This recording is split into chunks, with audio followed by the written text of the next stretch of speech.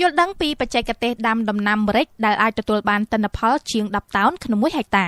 ម្រេចជាប្រភេទដំណាំម្យ៉ាងដែលគេដាំដើម្បីយកផ្លែមកហាលសម្ងួតធ្វើជាគ្រឿងទេសដែលមានរសជាតិហឹរងុំនិងអាចបង្កើនរសជាតិនៃអាហារជាពិសេសវាជាដំណាំឧស្សាហកម្មយ៉ាងសំខាន់មួយសម្រាប់ជីវភាពប្រជាជនដោយមើលឃើញពីសារៈប្រយោជន៍នេះហើយបានជាអ្នកជំនាញកសិកម្មបានចងក្រងពីបច្ចេកទេសសំខាន់ៗ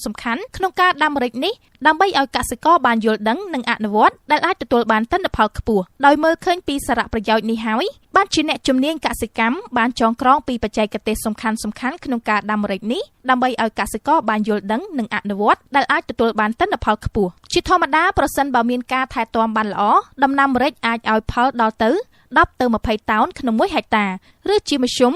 4ទៅ10គីឡូក្រាមក្នុងមួយជន្លង់ដែលវាអាចប្រែប្រួលទៅតាមរយៈពេលដាំពី3ទៅ8ឆ្នាំនិងអាចប្រែប្រួលទៅតាមលក្ខណៈអាកាសធាតុការប្រើប្រាស់ជីនិងការជ្រើសរើសពូជផងដែរក្នុងនោះដើម្បីអាចដាំម្រេចនិងអាចទទួលបានផលច្រើនកសិករត្រូវដឹងពីចំណុចសំខាន់ដំបូងគេគឺការជ្រើសរើសពូជដែលក្នុងនោះពូជម្រេចក្នុងស្រុកមាន2ប្រភេទគឺប្រភេទមានស្លឹកធំៗនិងសាច់ចន្លោះថ្នាំងវែងៗនិងប្រភេទម្រេចកំចាយដែលមានស្លឹកតូចៗសាច់ចន្លោះថ្នាំងខ្លីៗហើយប្រភេទកំចាយនេះមានភាពស៊ូទ្រាំនិងភាពរលួយគល់ជាងក្នុងការដាំវិញគេអាចយកម្រេចទៅដាំតាមរយៈការកាត់តងយកទៅដាំដោយផ្ទាល់និងការកាត់យកតងម្រេចទៅបណ្ដោះជាថ្នាលសិនក៏មានចំពោះតងម្រេចដែលគេយកទៅដាំត្រូវមានអាយុយ៉ាងតិច1ឆ្នាំជាពូជដែលផ្ដល់ទិន្នផលខ្ពស់ហើយមានដុះឬខ្ចីគ្រប់ថ្នាលទាំងអស់មានមែកគ្រប់ថ្នាំងនិងជាមែកដែលល្អ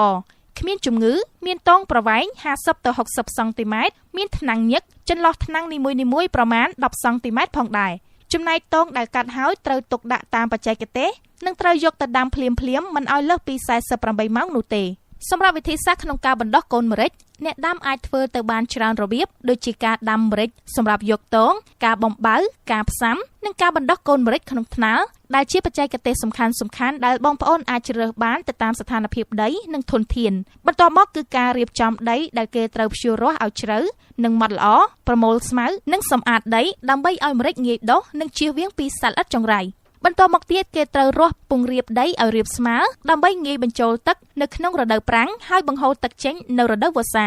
ដែលគេត្រូវលើកពូនរងកម្ពស់15ទៅ20សង់ទីម៉ែត្រទំហំពី1ទៅ1.2ម៉ែត្រដើម្បីដាំនិងសម្រាប់បោះបង្គោលកូនឈើតូចៗហើយចន្លោះរងនិងគុម្ពម្រេចដែលគេត្រូវនិយមដាំគឺ2គុណនឹង2ម៉ែត្រអាស្រ័យទៅតាមស្ថានភាពនិងប្រភេទដីចំណែកការដាំគេអាចដាំម្រេចដោយការកាត់តងដាំដែលភាគច្រើនបានផលល្អចាប់ពីខែកក្កដានិងសីហា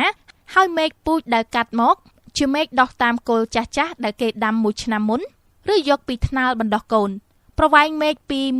1.8 ទៅ 2.2 ម៉ែត្រគេអាចកាត់វាជា3កំណាត់ហើយកាត់មែកតូចៗឲ្យអស់ដោយទុកតែមែក2នៅខាងចុងក្រៅពីនេះគេក៏អាចមានវិធីដាំផ្សេងទៀតដូចជាការដាំកូនបណ្ដោះក្នុងថង់ដែលមានលក្ខណៈងាយស្រួលជាងការដាំដោយតងព្រោះកូនម្រេចបានលូតលាស់រួចហើយតែពេលដាំក៏ត្រូវការពារកុំឲ្យបែកដីក្នុងថង់អាចធ្វើឲ្យម្រេចអន់ឬងាប់